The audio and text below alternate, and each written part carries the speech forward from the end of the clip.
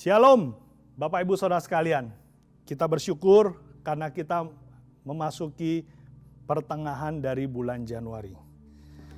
Hari ini kita akan banyak bicara tentang bagaimana dipimpin Roh Kudus terus-menerus. Saya percaya kita sangat diberkati oleh kebenaran khotbah minggu lalu, bagaimana kita diingatkan untuk berdialog dengan Bapa terus-menerus. Nah, hari ini saya akan bagikan tentang sebuah kebenaran yang sangat penting. Karena kita tahu bukan, pada saat kita menerima Yesus, kita menerima kelahiran baru. Seperti seorang bayi kalau baru lahir ke dunia, dia pasti membutuhkan paling tidak satu orang yang bisa membimbing dia supaya dia bisa menikmati hidup di dunia. Nah, demikian juga pada saat kita lahir baru, kita membutuhkan satu pribadi yang bisa membimbing kita supaya kita bisa menikmati hidup baru. Siapakah pribadi itu? Tidak ada lain, dialah Roh Kudus. Oleh karena itu hari ini kita mau sama-sama belajar. Dan sebelumnya saya mau bacakan dan kita mau belajar dari kitab Roma. Karena kitab Roma ini sangat menarik. Rasul Paulus menulis di dalam Roma 8 ayat 1 sampai 17 dengan sebuah topik yang ditulis oleh LAI, Lembaga Alkitab Indonesia, apa itu hidup oleh Roh? Oke, kita akan lihat satu persatu ayat ini. Dan saya percaya kita akan sangat diberkati oleh ayat-ayat yang ada di dalamnya.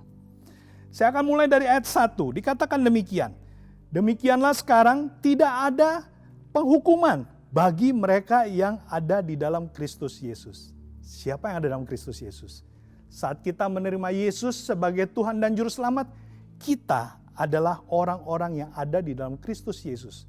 Dan tidak ada penghukuman yang akan mengenai hidup kita. Seperti kata firman Tuhan ini. Kenapa? Ayat 2 katakan demikian. Karena Roh yang memberi hidup telah memerdekakan kamu dalam Kristus dari apa? Dari hukum dosa dan hukum maut. Luar biasa. Hukum dosa itu akan membawa kita menerima akibat dari seluruh perbuatan dosa yang pernah kita lakukan selama kita hidup.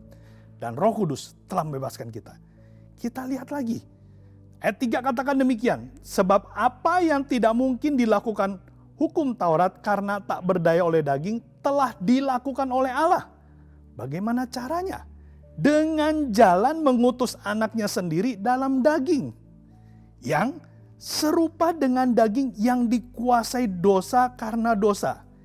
Jadi ia telah menjatuhkan hukuman atas dosa di dalam daging.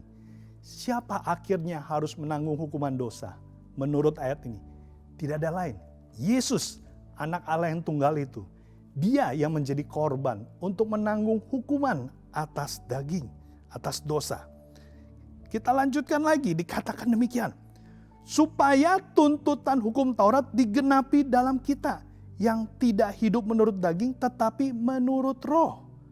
Kita karena berbuat dosa, kita mendapatkan tuntutan hukum menurut daging perbuatan dosa kita. Jadi supaya kita itu tidak lagi perlu harus menerima hukuman itu. Nah, kita lihat bagaimana, lihat gambar yang sebelah ini. Bagaimana oleh Yesus yang mati di kayu salib, dia menanggung semua dosa kita sehingga kita boleh menerima kebebasan.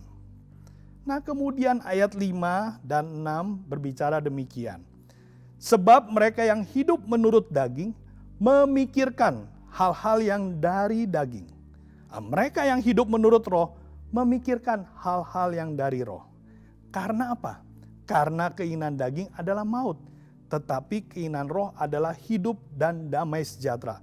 Luar biasa, pada saat kita hidup di dalam Roh, kita tidak lagi memikirkan hal daging menurut ayat ini. Tapi kita akan memikirkan hal-hal yang dari Roh. Akibatnya yang kita akan dapatkan adalah kehidupan dan damai sejahtera. Sebab keinginan daging, ayat 7 katakan demikian, adalah perseteruan terhadap Allah. Karena ia tidak takluk kepada hukum Allah. Hal ini memang tidak mungkin baginya. Mereka yang hidup dalam daging tidak mungkin berkenan kepada Allah. Jadi benar, selama kalau kita hidup di dalam daging, kita punya keinginan-keinginan daging, nggak mungkin kita bisa berkenan di hadapan Allah. mau berdoa kepada Tuhan, pasti hati kita menuduh. Kenapa? Karena kita nggak berkenan. Pada saat kita menerima Yesus sebagai Tuhan dan Juru Selamat, saat itu Roh Allah tinggal dalam hidup kita. Dan saat itu juga kita dipimpin oleh Roh Kudus. Dan kita tidak hidup dalam daging. Luar biasa. Dikatakan lagi ayat 9. Tetapi kamu tidak hidup dalam daging, melainkan dalam roh. Jika memang Roh Allah diam di dalam kamu. Tetapi jika orang tidak memiliki Roh Kristus, ia bukan milik Kristus. Lihat, dalam ayat ini sangat jelas dikatakan. Kita yang sudah menerima Yesus, sudah jelas kita milik Kristus. Dan Roh Allah ada di dalam hati kita. Dan kita berkenan di hadapan Allah. Ayat 10 katakan demikian. Tetapi jika Kristus ada di dalam kamu, maka tubuh memang mati karena dosa. Tetapi roh adalah kehidupan oleh karena kebenaran. Haleluya. Hanya orang yang sudah menerima Yesus sebagai Tuhan dan Juru Selamat, itu yang memiliki kehidupan. Di luar itu adalah kematian. Ayat 11 lanjutkan demikian. Dan jika roh Dia yang telah membangkitkan Yesus dari antara orang mati diam di dalam kamu, maka Ia yang telah membangkitkan Kristus Yesus, Ia ini adalah Roh Kudus, Roh Allah itu, yang telah membangkitkan Kristus Yesus dari antara orang mati, akan menghidupkan juga tubuhmu yang fana itu oleh Roh-Nya yang diam di dalam kamu. Haleluya. Akan terjadi transformasi dalam hidup kita yang dikerjakan dari dalam. Karena Roh Allah sudah dalam hati kita, dalam roh kita, dalam hidup kita. Itulah yang akan mengubah hidup kita, mengalirkan aliran-aliran kehidupan. Demikian Injil Yohanes katakan. Kemudian dilanjutkan lagi. Jadi saudara-saudara, kita adalah orang berhutang, tetapi bukan kepada daging, supaya hidup menurut daging. Sebab jika kamu hidup menurut daging, kamu akan mati. Tetapi jika oleh roh kamu mematikan perbuatan-perbuatan tubuhmu, kamu akan hidup. Pertanyaannya, oleh siapa kita bisa mematikan perbuatan-perbuatan kedagingan kita? Oleh roh. Roh Allah itu yang memampukan kita bisa mematikan keinginan-keinginan dosa kita. Kemudian ayat 14, sangat jelas dikatakan. Semua orang, siapa? Semua orang. Yang dipimpin Roh Allah adalah anak Allah. Pertanyaannya, siapa yang dipimpin Roh Allah? Yaitu anak Allah. Siapa yang bisa jadi anak Allah? Yaitu semua orang. Asalkan dia orang, dia pasti bisa jadi anak Allah. Dan kalau dia menjadi anak Allah, dia pasti dipimpin oleh Roh Allah. Saudara sudah menjadi anak Allah? Kalau sudah, percayalah, engkau sudah dipimpin oleh Roh Allah. Ayat 15, sebab kamu tidak menerima roh perbudakan yang membuat kamu menjadi takut lagi. Tetapi kamu telah menerima roh yang membuat kamu, yang menjadikan kamu anak Allah. Oleh roh itu kita berseru, ya Aba, ya Bapa. Bapak Ibu Saudara sekalian, tahukah kata Aba dalam bahasa Ibrani itu ada sebutan akrab seorang anak kepada ayahnya. Sebutan intim. Berarti kalau ayat ini menuliskan oleh roh Allah yang ada di dalam hati kita, kita mampu menyebut Allah pencipta langit dan bumi, yang banyak orang menyembah dengan begitu takut dan takjub. Mereka bahkan tidak berani untuk memandang Allah yang maha tinggi. Tapi firman Tuhan dikatakan pada saat roh Allah itu tinggal di dalam hati kita, kita sanggup menyebut Allah yang besar itu sebagai ya Aba, ya Bapa. Artinya kita mampu intim dengan Allah sebagai Bapa. Inilah Coram Deo. Kita mampu berhubungan intim dengan Dia. Ayat 16 dikatakan demikian. Roh itu, yaitu roh Allah, bersaksi bersama-sama dengan roh kita bahwa kita adalah anak Allah. Wow, luar biasa. Kita itu disaksikan bahwa iya, aku ada anak Allah. Gak akan ada tuduhan lagi. Kalau kita mau berdoa, kalau kita mau menghadap Tuhan, kita gak perlu perantara Bapak Ibu Saudara. Kita gak perlu titip doa. Kalau dulu saya pernah dengar, kamu mau berdoa ya? Saya tolong dong doakan saya, titip doa. Ya, gak perlu ya. Kita bisa berdoa sendiri ya. Kenapa? Karena kita adalah anak Allah. Dan dikatakan ayat 17, dan jika kita adalah anak, maka kita juga ada ahli waris. Maksudnya orang-orang yang berhak menerima janji-janji Allah, yang akan menerimanya bersama dengan Kristus, yaitu jika kita menderita bersama-sama dengan Dia, supaya kita juga dipermuliakan bersama-sama dengan Dia. Jadi Bapak Ibu Saudara sekalian, kita berhak mendapatkan janji-janji Allah. Itulah warisan daripada Allah. Janji Allah apa aja? Janji Allah terhadap segala aspek hidup kita. Baik aspek kehidupan pribadi kita, kesehatan kita, untuk keluarga kita, untuk perekonomian kita, untuk apapun yang akan kita hadapi, Tuhan sudah memberikan janjinya. Dan itu diwariskan kepada kita karena kita adalah anaknya. Saya percaya kebenaran dalam Roma 8 ini sangat luar biasa. Kita akan lihat reviewnya ya. Jadi hidup oleh roh itu kita akan dapatkan apa? Pertama, hidup oleh roh kita akan merdeka dari hukum dosa dan hukum maut. Luar biasa bukan? Hanya oleh pimpinan Roh Kuduslah kita bisa mengenal Yesus sebagai Tuhan dan Juru Selamat. Karena kita mengenal, kita punya iman dan kita terima Dia di dalam hati kita sebagai Tuhan dan Juru Selamat. Karena keputusan kita itulah kita bebas dari hukum dosa. Kita kalau sudah meninggal, kita pasti masuk surga. Itu bebas dari hukum dosa karena Yesus sudah menjadi Tuhan dan Juru Selamat kita. Yang kedua, hidup oleh roh itu membuat kita ini hidup dalam damai sejahtera. Damai sejahteranya Allah bukan karena kita kecukupan, bukan karena tubuh kita sehat walafiat, bukan karena usaha kita sukses, bukan karena anak kita berhasil, bukan. Tapi karena Allah itu sendiri memberikan damai sejahtera. Saya percaya kalau kita alami ini, pasti banyak orang yang tidak mengenal Yesus akan heran. Karena kita tetap bisa punya damai sejahtera. Walaupun keadaannya sama-sama menderita dengan mereka. Hidup oleh roh juga akan membuat kita berkenan kepada Allah. Karena Roh Kudus memimpin kita. Sehingga kita bisa memanggil Allah, ya Aba, ya Bapa. Itu adalah keintiman kita. Luar biasa bukan? Kita bisa coram Deo senantiasa. Kenapa? Karena dipimpin oleh Roh Kudus. Kemudian berikutnya apa lagi? Hidup oleh roh itu membuat kita berkemenangan terhadap dosa. Kita nggak perlu susah-susah harus menyingkirkan, mengusir dosa dari hidup kita. Nggak usah. Pada saat kita biarkan Roh Kudus memimpin kita. Ingat Bapak Ibu Saudara, Roh Kudus akan bawa kita kepada apa? Kepada terang kemuliaan Allah. Bayangkan kalau kita menuju kepada cahaya yang semakin terang. Apakah mungkin ada sesuatu yang tidak terlihat dari hidup kita? Enggak ada. Semua akan serba terlihat. Semua yang namanya kegelapan akan hilang dari hidup kita. Dengan sendirinya. Asalkan kita melangkah menuju terang. Asalkan kita dipimpin oleh Roh Kudus. Terus lihat lagi. Tadi dikatakan di Roma, hidup oleh roh membuat kita menerima janji-janji Allah. Haleluya. Saya percaya ini adalah kerinduan buat kita semua, bukan? Apalagi pada saat pandemi, masa sulit ini, pimpinan oleh Roh Kudus. Itu adalah kerinduan buat setiap kita. Nah, sekarang pertanyaannya, bagaimana caranya untuk saya bisa mengalami pimpinan Roh Kudus terus-menerus? Iya, saya tahu itu begitu banyak berkat di dalamnya. Pertama, satu aja, apakah kita percaya? Percaya apa? Yang pertama, apakah kita percaya kepada Roh Kudus itu sendiri?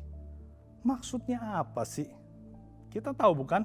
Roh Kudus itu adalah pribadi Allah sendiri.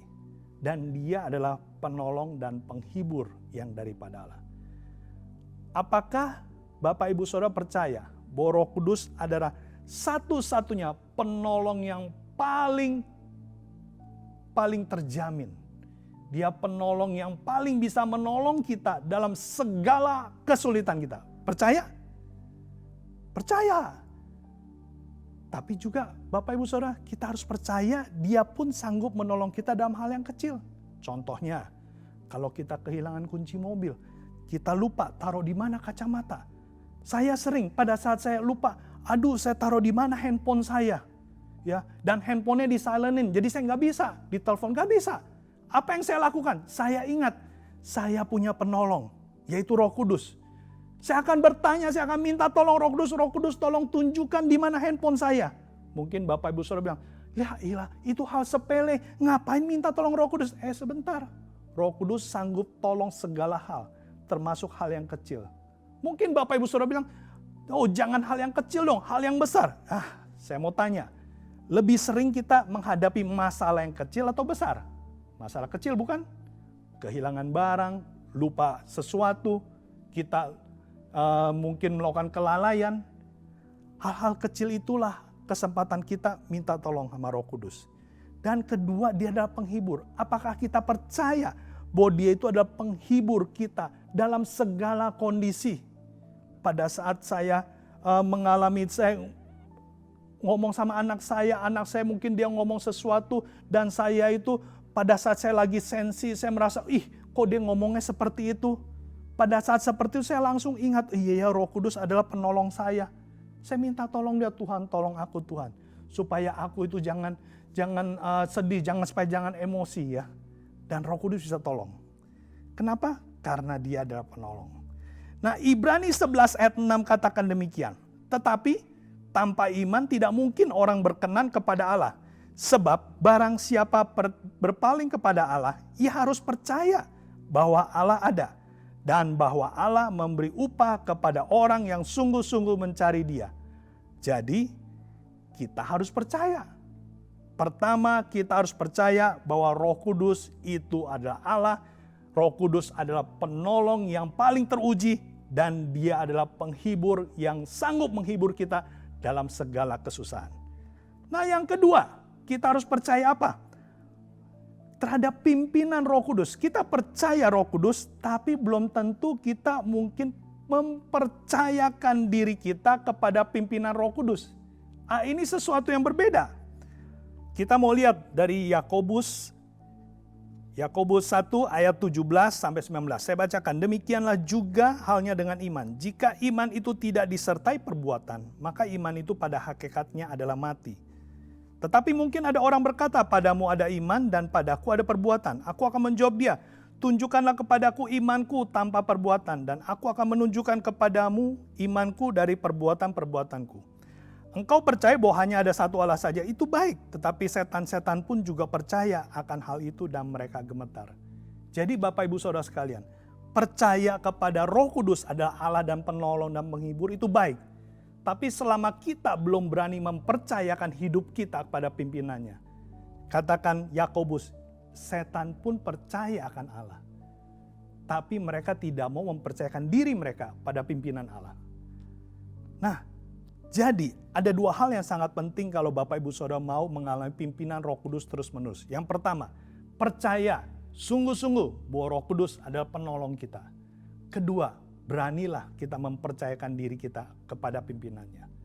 Saya pada saat saya belajar hal ini, yang Allah lihat adalah ketulusan hati kita Bapak Ibu Saudara.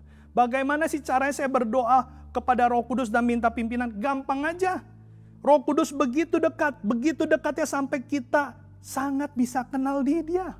Lebih kenal dia daripada orang-orang paling dekat. Kenapa bisa seperti itu? Yang penting kita cukup tenangkan hati kita dan berdoa dengan kesungguhan.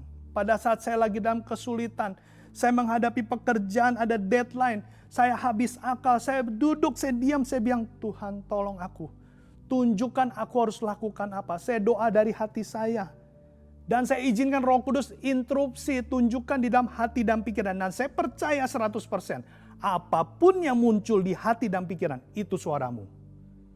Pada saat saya selesai berdoa, kemudian muncul di pikiran saya sebuah ide. Dan saya jalankan dan selesai. Mungkin Bapak Ibu Saudara bertanya, jangan-jangan itu suara iblis. Jangan-jangan itu suara diri kita sendiri. Sabar Bapak Ibu Saudara. Asalkan kita mau dari hati kita minta, Bapa tunjukkan suaramu. Ada ayat katakan kalau kita minta roti, masakan dia kasih batu? Kalau kita minta ikan, masakan dia kasih ular? Kalau kita minta dia bicara, masakan dia gak sanggup halangi semua suara dan izinkan hanya suara dia yang kita dengar? Dan itu yang saya alami. pada saat kita alami setiap hari, akhirnya kita bisa berdoa senantiasa. Dan Bapak Ibu Saudara asal tahu, Allah lebih rindu supaya Dia bisa bicara pada kita daripada kita untuk mendengar suaranya. Saya ulangi Bapak Ibu Saudara, Allah lebih rindu supaya Dia bisa bicara kepada kita daripada kerinduan kita untuk mendengar suaranya. Kenapa? Kita tentu ingat, Yohanes 3:16 katakan demikian. Karena begitu besar kasih Allah akan dunia ini, sehingga Ia karuniakan anak yang tunggal, supaya barang siapa yang percaya kepadanya tidak binasa, melainkan beroleh hidup yang kekal. Karena begitu besar kasih Allah, anaknya saja dikasih. Masakan suaranya tidak membiarkan supaya kita dengar? Ambil waktu sekarang juga, koram deo, pribadi dengan Tuhan. Doa dari hati. Itulah pimpinan Roh Kudus. Selamat kita mengalaminya. Mari kita berdoa. Bapa, terima kasih Tuhan, buat firman-Mu, buat kebenaran-Mu, yang menyatakan bahwa Roh-Mu diberikan kepada kami, supaya kami mengalami kemerdekaan, supaya kami bisa menang atas semua dosa, supaya kami bisa menerima semua janji-janji-Mu. Allah Roh Kudus, kami bersyukur karena Engkau tidak pernah meninggalkan kami. Itu kata firman-Mu. Tolong kami Roh Kudus, supaya kami sadar, supaya kami jangan tertipu oleh kuasa gelap, supaya kami tahu bahwa Engkau selalu ada di sisi kami. Dan ajarkan kami untuk berani mempercayakan hidup kami, mempercayakan setiap suara yang muncul di dalam pikiran dan hati kami setelah kami berdoa. Ajar kami tulus seperti anak kecil, karena kami tahu Tuhan, ketulusan hati kami, justru kami akan melihat kemuliaan-Mu di dalam ketulusan itu. Roh Kudus, tolong setiap kami, supaya di masa sulit ini, kami boleh terbang seperti Raja Wali, naik di atas awan-awan badai, karena Engkau yang memimpin kami. Bimbing setiap hamba-hamba-Mu, setiap jemaat-Mu, Bapak Ibu Saudara sekalian yang sedang menyaksikan tayangan ini, Allah Roh Kudus jamah Tuhan, supaya kami semua boleh mengalami pimpinan Roh Kudus terus menerus. Mari Bapak Ibu Saudara sekalian, kita mau akhiri ibadah pagi ini. Biarlah kiranya pengurapan daripada Allah menyertai kita, dan khususnya keintiman dengan Roh Kudus. Biarlah itu menjadi gaya hidup kita setiap hari, mulai saat ini sampai nanti kita bertemu muka dengan Yesus kekasih kita. Dalam nama Yesus, terima kasih Tuhan untuk ibadah ini. Kita semua yang percaya katakan, amin. Happy Sunday and God bless you.